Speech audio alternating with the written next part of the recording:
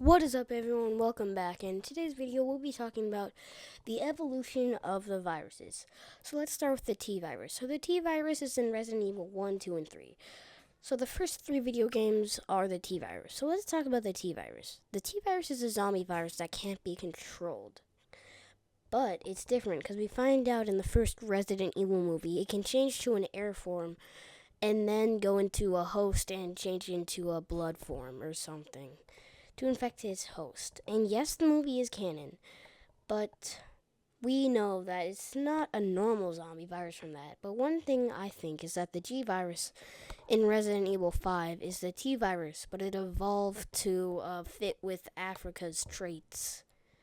And it's also stronger. So now let's talk about the G virus, which is in the game Resident Evil 5 and Resident Evil Revolutions 2.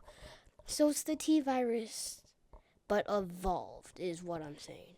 But well, what's different about it? So one thing is I think it'll make them stronger.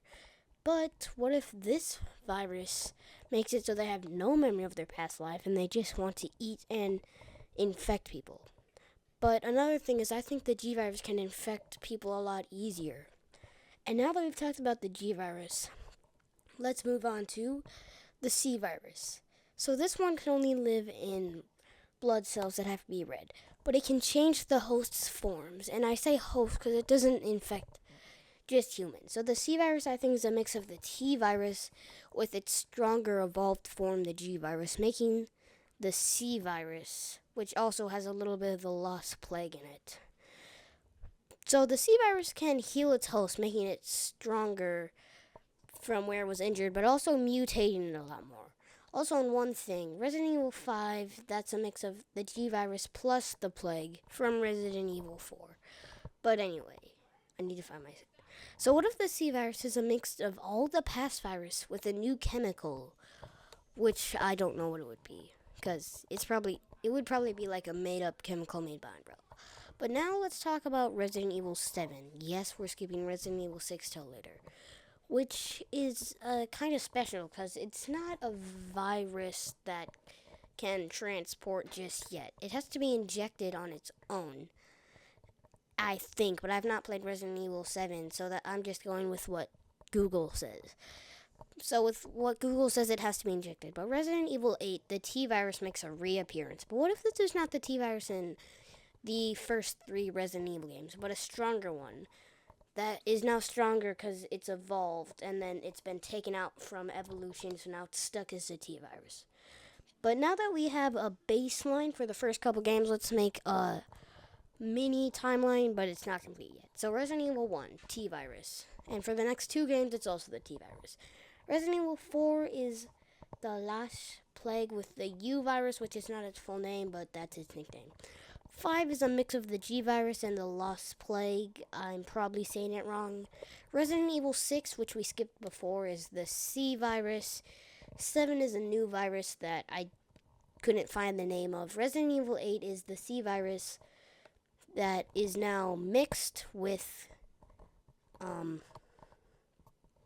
Google said it was mixed with the Mother virus. I have no clue what that is.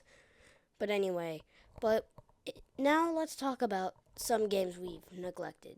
The Veronica virus. So this virus was made in a lab and not evolved. So we can start with that. It was made with Queen Ant DNA and the T virus. But it was still made in a lab. And in Code Veronica 2, it has less of an effect on the host mental state. But what if they got rid of the Ant Queen DNA and changed it to normal Ant, which most likely helped the human keep its mental? But some people still went wrong and they still went mad up in their brains. So I think that's all the games. Oh, great, there's more.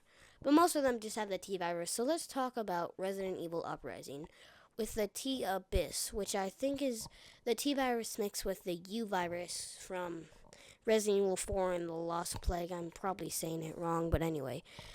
Which I said is not its real name, but in Resident Evil 4, it's mixed with the Plague. Which, anyway, this video is not as organized as I thought it would be, so let's talk about a theory I have with the Plague. So I think the Plague can only survive with the second virus in the host, because so far we haven't seen it on its own.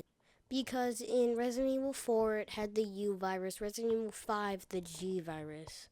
So yeah, I think that is why, because it can only survive with a second host. But anyway, that's the end of this video. So I forgot to tell you in my last video, I said if I got 200 views, I would play Resident Evil 9 or the remake when it came out. And it had to get 200 views, but I forgot to mention you only had a week to get there. And you have till the end of the year to get me to 200 subscribers, and I'll play Resident Evil 2 and some others. But if this video gets 100 views, I'll play Resident Evil 7. But you also have a week for this one, but make sure to like and subscribe. I'll see you in the next one, and on to the end card. Welcome to the end card. And I hope you guys enjoyed this video. It was fun to make. Sure, it was probably not one of the best videos, but yes, you're wondering why I didn't cover all the games.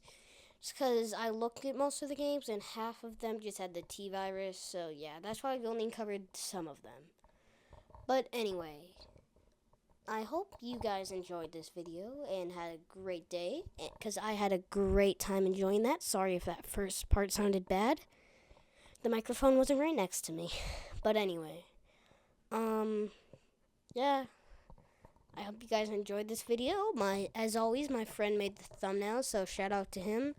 His username on YouTube is Squiddy, but if you want to search it up, you can put in @enememes.